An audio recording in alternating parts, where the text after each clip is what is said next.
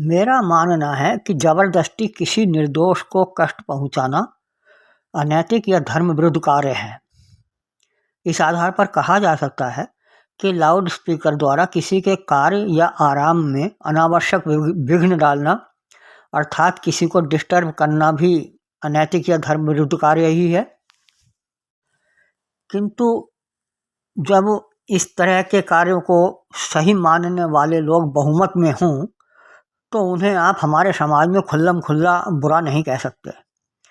समाज में इस शोर के समर्थकों का बहुमत है और भले ही अपने मन से बहुमत में लोग इसके समर्थन में ना हों, किंतु वे भी अपने मुख से इसकी निंदा अथवा विरोध नहीं करेंगे।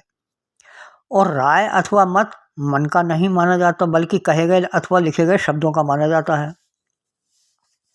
हमारे देश में तो अधिकतर धार्मिक कार्यक्रम सड़कों पर रास्ता बंद करके ही किए जाते हैं। क्या यह असंवैधानिकता के साथ ही नीति विरुद्ध कार्य नहीं है? पूरी रात जागरण के नाम पर पूरे मोहल्ले को डिस्टर्ब करना क्या अनैतिकता नहीं? जरा सोचिए, जो मजदूर दिन भर मेहनत करके अपने परिवार के लिए रोटी का जुगाड़ करता है, उसे रात को शोर मचाकर जागने हेतु मजबूर कर देना क्या अनैतिकता नहीं?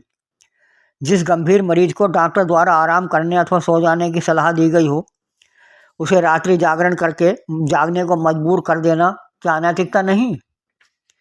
एक छात्र अथवा वह व्यक्ति जो अपनी नौकरी हेतु कल होने वाले साक्षात्कार की तैयारी कर रहा है, उसे डिस्टर्ब करना क्या अनैतिकता नहीं?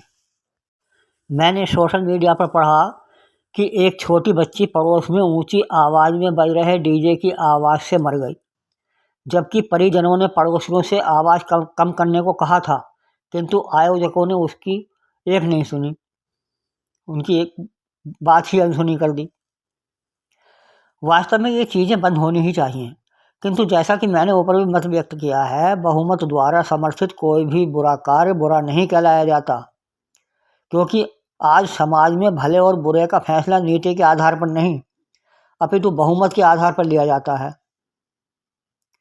मैं शोर के इन समर्थकों से अर्थात अनीति के समर्थकों से एक प्रश्न करना चाहूँगा कि यदि रात्रि जागरण के आयोजकों को जागरण संपन्न होने के तुरंत बाद अगले 10-20 घंटों के लिए जागने को मजबूर किया जाए तो उन्हें कैसा महसूस होगा?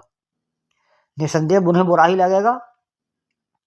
ऐसी स्थिति में वे स्वयं को पीड़ित महसूस करेंगे। काश वे ऐसा ही दूसरों के बारे में भी सोचें।